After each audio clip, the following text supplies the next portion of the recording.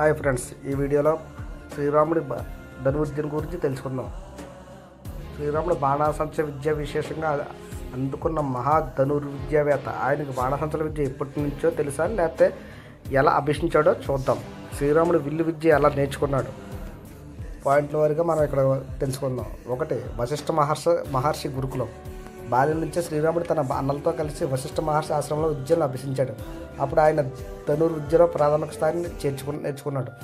2, విశ్వామిత్ర మహర్షి దగ్గర శిక్షణ. విశ్వామిత్ర మహర్షి రాక్షసులను సంహరించేందుకు రాముడిని కోరగా దశరథ మహారాజు సత్యాన్ని పాటించి ఆయనను పంపించాడు. అక్కడ విశ్వామిత్రుడు రాముడికి అత్యంత శక్తివంతమైన ఆయుధాలను బోధించాడు. బ్రహ్మాస్త్రం, నారాయణాస్త్రం, వాయువాస్త్రం, ఆగ్నేయాస్త్రం వంటి దివ్యాస్త్రాలు అందించి వాటిని వినియోగించే శక్తిని ప్రసాదించాడు. 3, శివధనుసుని ఎత్తిన మోపిన గొప్ప వీరుడు. శ్రీరాముడు ధనుర్విద్యలో ఏ స్థాయికి చేరుకున్నాడో ఆయన శివధనుసుని పగలగొట్టడం ద్వారా ప్రపంచాన్ని నిరూపించాడు శ్రీరాముడు. జనక మహారాజు యజ్ఞంలో శ్రీరాముడు ఆ భారీ ధనుసుని ఎత్తి మొనగాడి బలం విలువిద్యలో అతని నైపుణ్యం చూపించాడు. 4 పాయింట్, రావణ వధలో ధనుర్విద్య పరాకాష్ట. రామాయణ చివరి కట్టలో రావణుడితో జరిగిన యుద్ధంలో శ్రీరాముడు తన ధనుర్విద్యను పూర్తి స్థాయిలో ప్రదర్శించాడు. దేవతలే ఆశ్చర్యపోయేలా ఇంద్రాస్త్రం, బ్రహ్మాస్త్రం వంటి మహా దివ్యాస్త్రాలను ప్రయోగించి రావణుని సంహరించాడు. శ్రీరాముని విల్లు విద్యలో ప్రత్యేకతలు: ఆచూకీ లక్ష్యభేదం. ఎటువంటి అవరోధాలు ఉన్నా సరే లక్ష్యాన్ని తప్పకుండా గల శక్తి. దివ్యాస్త్ర నియంత్రణ. యుద్ధంలో శక్తివంతమైన దివ్యాస్త్రాలను సరిగ్గా ఉపయోగించగల నైపుణ్యం. సత్యధర్మం. విల్లు విద్యను ఏ సందర్భాలను ఉపయోగించాలో మంచి బుద్ధి. శ్రీరాముడు సాధారణ ధనుర్విద్య కంటే దివ్య ధనుర్విద్యలో ఆత్మసాతం చేసుకున్న మహావీరుడు. శ్రీరాముడు విదిల్చే స్పీడు, బాణాలను వదిలే వేగం గురించి తెలుసుకుందాం. శ్రీరాముడు విల్లు విద్యలో వేగం ఎంత ప్రాముఖ్యమైనది. శ్రీరాముడు సాధారణ యోధుడి కంటే ఎంతో అధికమైన వేగంతో తన ధనుర్విద్యను ప్రదర్శించాడు. రామాయణంలో వివిధ ఘట్టాల్లో ఆయన ధనుసుని ఎంత వేగంగా నిర్వహించేవారో అనేక ఉదాహరణలు ఉన్నాయి.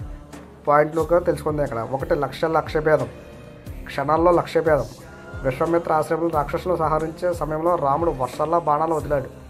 ప్రతి బాణం లక్ష్యాన్ని ఆచూకీకి తాకేలా అత్యధిక వేగంతో ప్రయోగించేవాడు. 2, శివధనుసును మోపిన వేగం. జనక మహారాజు యజ్ఞంలో ఇతర రాజులు కదలించలేని శివధనుసును రాముడు క్షణాల్లో పైకెత్తి మోపి విరిచేశాడు. ఇది అతని శక్తి, వేగం, ఏకాగ్రతను స్పష్టంగా చూపిస్తుంది. రావణ వధలో రాముడి బాణవర్షం. యుద్ధ భూమిలో రావణుడి పోరులో రాముడు సెకండ్కి వేల సంఖ్యలో బాణాలు వదిలాడు. రావణుని 10 తలలు ఎంత వేగంగా పెరిగినా వాటిని వెంటనే నశం చేయగలిగాడు. ఇంద్రుని చక్ర బాణాన్ని కూడా అతి వేగంగా సమన్వితలో వదిలాడు. ధనుర్విద్యలో వేగం రహస్యమంతా. మనసుతో బాణం నియంత్రణ. సాధారణ యోధుల భుజం శక్తిని ఉపయోగిస్తే రాముడు జ్ఞానం ద్వారా బాణాలు వదిలేవాడు. దివ్యాస్త్ర సాధన. విశ్వామిత్రుడు రాముడికి బ్రహ్మాస్త్రం, వాయుస్త్రం వంటి ఆయుధాలు బోధించడంతో అతను అవి అతి వేగంగా ప్రయోగించగలిగాడు. ప్రతి యుద్ధంలో అపూర్వ వేగం. వాల్మీకి రామాయణంలో రాముడి వేగాన్ని చాలా చోట్ల వాయు వేగంతో సాగిన యోధురాన్ని వర్ణించారు. శ్రీరాముడు అతి వేగంగా బాణాలను వదిలే ధనుర్విద్యావేత్త. యుద్ధ రంగంలో అతని వేగానికి రావణుడు, ఇంద్రజిత్, కరదోషుల వంటి మహాయోధులు కూడా ఆశ్చర్యపోరు.